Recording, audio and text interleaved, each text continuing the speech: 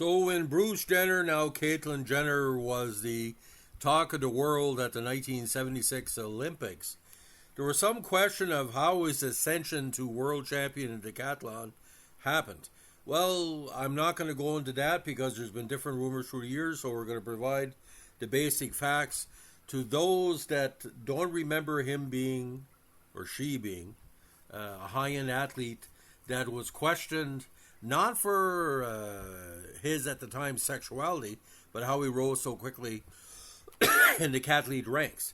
Now, at the 72 U.S. Olympic trials at Hayward Field in Eugene, Jenner was 11th after first day in the men's decathlon and climbed to 5th behind Steve Gow and Andrew Pettis with one event remaining on the 4th of July. Needing to make up a 19-second gap on Goff in the 1,500 meters, he qualified for the Olympic team by finishing first, 22 seconds ahead of the others. This prompted Eugene register guard to ask who was Jenner, and most people, wondering what happened. Following the trial, Jenner was 10th in the decathlon at the 72 Summer Olympics in Munich, West Germany. By watching Soviet and Mykola Avilov win the event, he was inspired to start an intense training regimen.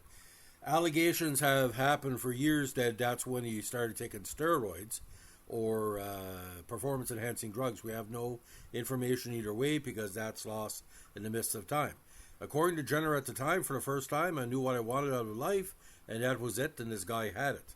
I literally started training that night at midnight, running through the streets of Munich, Germany, training for the games. I trained that day on through the 76 games, 6 hours a day, every day, 365 days a year. Now, after graduating from Graceland College, Jenner married his girlfriend, Christy Crownover, and moved to San Jose. Crownover provided most of the family income as a flight attendant for United Airlines. Jenner trained during the day and sold insurance at night, earning $9,000 US a year. In the era before professional athletes were allowed to compete in Olympic sports, this kind of training was unheard of. On the other hand, Soviet athletes were state-sponsored, which gave them an advantage over amateur American athletes. During this period, Jenner trained at the San Jose City College, SJCC, and San Jose State University tracks. San Jose Athletics centered on SJCC coach Bert Bonanno. At the time, the city was a hotbed for training, and it was called the track capital of the world. Many other aspiring Olympic athletes also trained in San Jose. The list included Millard Hampton, Andre Phillips, John Powell, Mac Wilkins, and Al Feuerbach.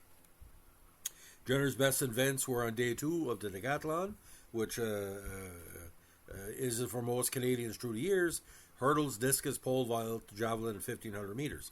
See, with the decathlon, the first day is important, but it's how you finish, because most of the people are not ready for the second day. You can pick up points. So if you're third place after the first day, you're in a good stead to probably finish in the medals or close to it. Now, Jenner was the American champion in men's decathlon event in 74 and was featured on the cover of Track and Field News magazine's August 74 issues. Now, at the time, ladies and gentlemen, there was a lot of hype in the States for decathlete champions. Bob Mathias, Rayford Johnson. It was considered almost a marquee track sport of the Olympics. Not the 100 meters, because the Americans didn't start winning the 100 meters again until, Carl Lewis. And that was a total different ballgame. Now, while in turn 75, Jenner won the French national title and a gold medal at the Pan Am, setting the tournament record with a then high 8,045 points. This was followed by world records of 8,524 points at a USSR Poland triangular meet in Eugene, Oregon on August 9, 1075, breaking Avilov's record, and 8,538 points at the 76 Olympic trials, also in Eugene. The second Eugene record was a hybrid score based off a timing system failure and was wind-aided. Still, Jenner was proud of a nice little workout, We got what we wanted. We scared the hell out of everybody in the world, only a month away from the games. Of the 13 decathlons, Jenner competed in 73 and 76. The only loss was at the 75 AAU national title event, when the no height in the pole vault marred the score, and that's what happened to Damian Warner. That's why he had dropped up out of the Olympics. Now, at the 76 Olympic Games in Montreal, he achieved personal best in all 5 events on the first day of the men's decathlon, a home run, despite being in second place behind Guido Krashmeyer of West Germany. Jenner at the time was confident. The second day has all my good events. If everything works out all right, we should be ahead after it's all over. Following a rainstorm on the second day, Jenner watched teammate Fred Dixon get injured in 110-meter hurdles, and so adopted a cautious approach to the hurdles and discus, then had personal best in the pole vault when Jenner took the lead in javelin. At that point, victory is virtually assured, and it remained to be seen how much Jenner would improve the record. In the final event, the 1,500 meters, which was seen live on CBC and on ABC, Jenner looked content to finish the long competition. Jenner sprinted to last lap, making up a 50-meter deficit and nearly catching the event favorite Soviet Leonid Litvinkov, who was already well out of contention for the gold medal and whose personal best had been 8 seconds better than Jenner's personal best before the race. Jenner set a new personal best time and won the gold medal with a world record score of 8,618 points. Now, of course, the famous scene where he grabs the flag at the end.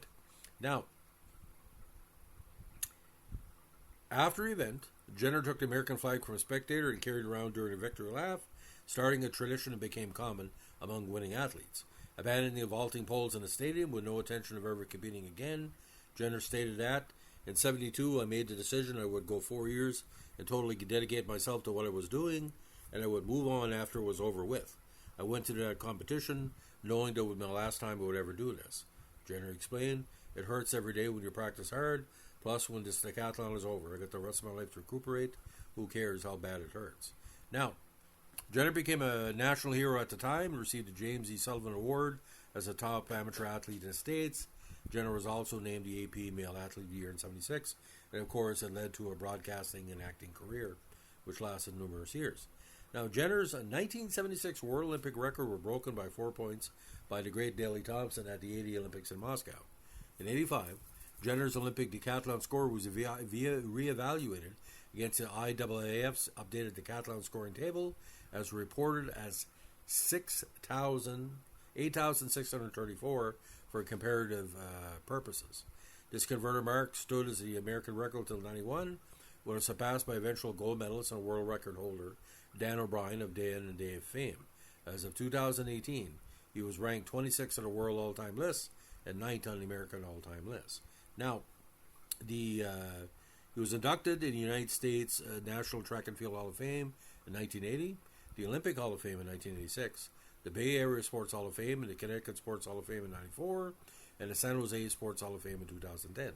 For almost 20 years, San Jose City College hosts an annual Bruce Jenner Invitational competition. So let's look at the progression, ladies and gentlemen, of Jenner's points total. 1972, a terrible result in my opinion. 10th place overall, I think it was more for training. 7,722 points. At the Pan Am, 8,045. And then 1 year at the Olympics in Montreal, 8,608. Now, U.S. Olympic States Olympic Trials, third place finisher, 7,846 points. 73 outdoor track and field title event, fifth place. He won the 74 outdoors with 8,245. French Athletics Championships, 8,058. 76 U.S. Outdoor Track and Field Championships, first 8,542. And United States Olympic Trials, 8,538, all first places. Now, 1094 to 100 meters personal best, 47.51 to 400, 412.61 in the 1500, 1484 and 110 hurdles, 203 in the high jump, which is 6'7", pole vault to 15 and 3/4 feet, 4.8 meters, long jump 23.7 feet, shot put 50 feet, discus throw 164 feet, javelin 224, and decathlon overall 8,634. Now, in the 70s, Olympic athletes were considered to be amateurs and were not allowed to seek or accept payment for the positions as sports celebrities. Now, during the Cold War in 72, 3 major Olympic titles have been a long history of American success. Basketball, the 100-meter dash, and decathlon were won by Soviets.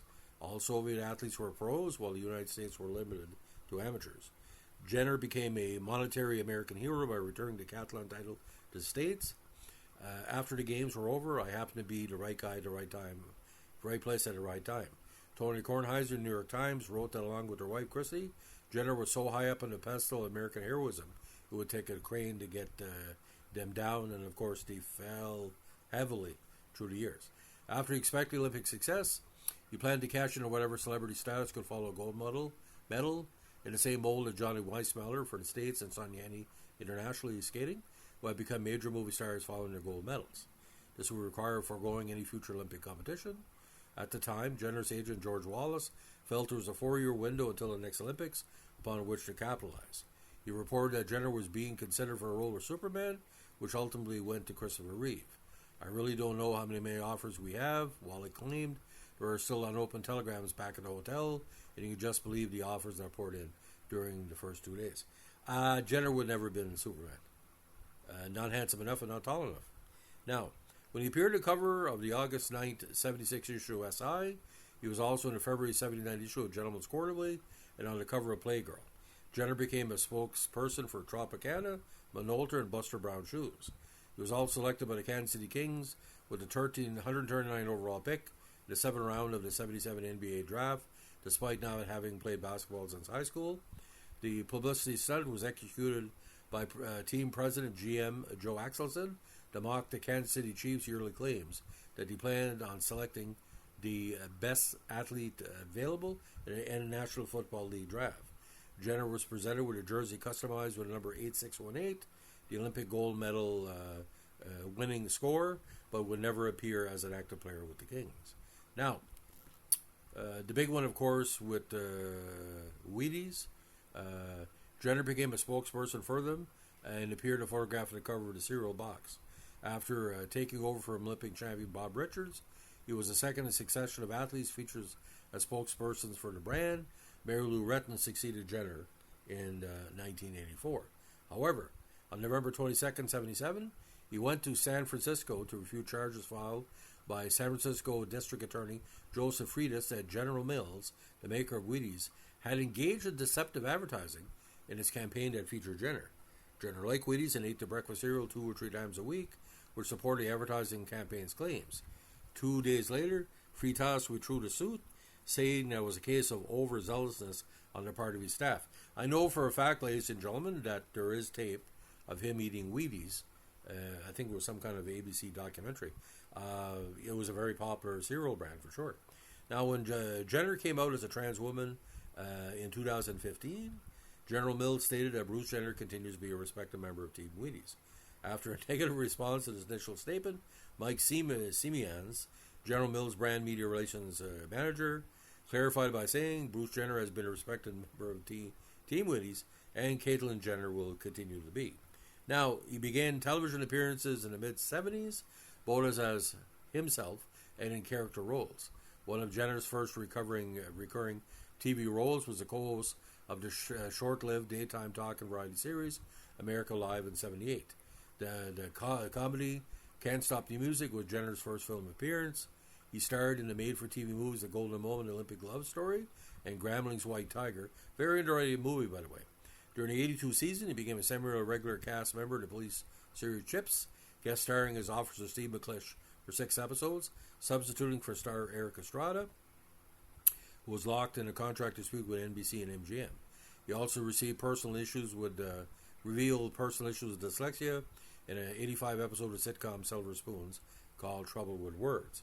He also appeared in a series Learn to Read and the video games Olympic Decathlon and Bruce Jenner's World Class Decathlon. The hero shot, the finish of the final event of the '76 Olympic Decathlon, and the Wheaties cover were parodied by John Belushi in the classic Saturday Night Live skit endorsing Little Chocolate Donuts. In '89, Jenner played himself in a comedy short Dirty Tennis, written by James Van Patten. Jenner has appeared in a variety of game shows and reality programs, including star with Gresham in the episode American Sportsman. In the early 90s, Jenner was the host of an infomercial for a stair climbing exercise machine called the Stair Climber Plus. Now, again, Caitlyn Jenner, I don't know this person. I know Bruce Jenner because I covered him. Very, very questionable athlete in my mind because Canadians would look at the whole thing. He went from top 12 in the world and went to Munich and hung with the Russians, and here he's winning championships. Was he on steroids? Was he on performance-enhancing drugs?